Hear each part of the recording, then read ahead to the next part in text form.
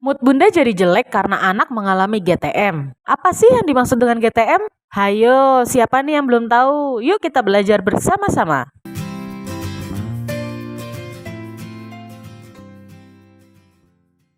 GTM adalah istilah untuk gerakan tutup mulut yang sering dilakukan oleh anak-anak saat disuapin makanan tapi tidak mau membuka mulutnya. Nah, dari situlah muncul istilah gerakan tutup mulut pada anak.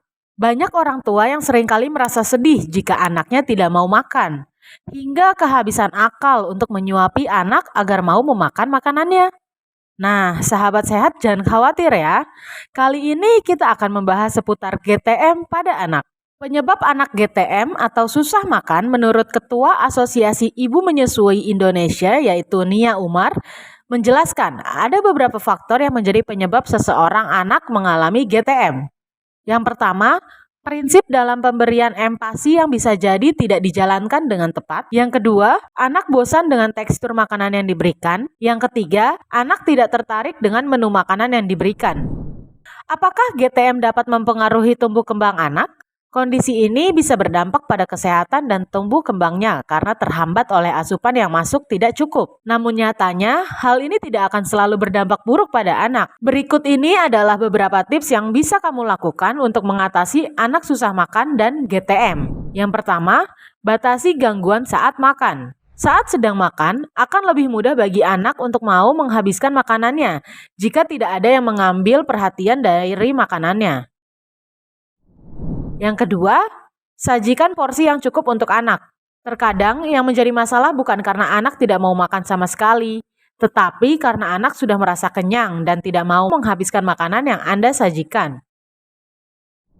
Yang ketiga, jangan atur waktu makan dan tidur berdekatan. Sebaiknya, jangan mengatur jadwal makan anak berdekatan dengan waktu tidurnya. Jika sudah mengantuk dan lelah, anak mungkin tidak akan tertarik untuk makan karena lebih memilih untuk langsung tidur. Akibatnya, anak bisa sering melewatkan waktu makan tersebut.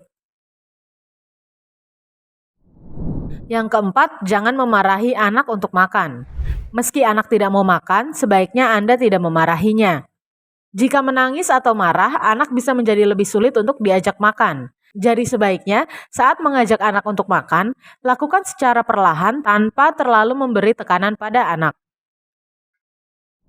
Yang kelima, ajak anak untuk menyiapkan makanan bersama.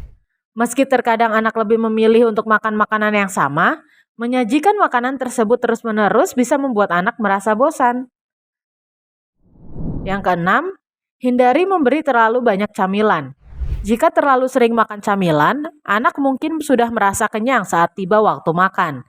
Akibatnya, anak tidak bisa atau anak tidak mau makan makanan pokok dan hanya mau makan camilan saja.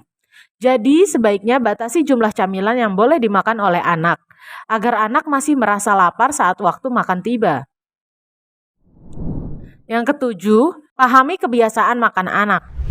Kebiasaan makan pada masing-masing anak bisa berbeda.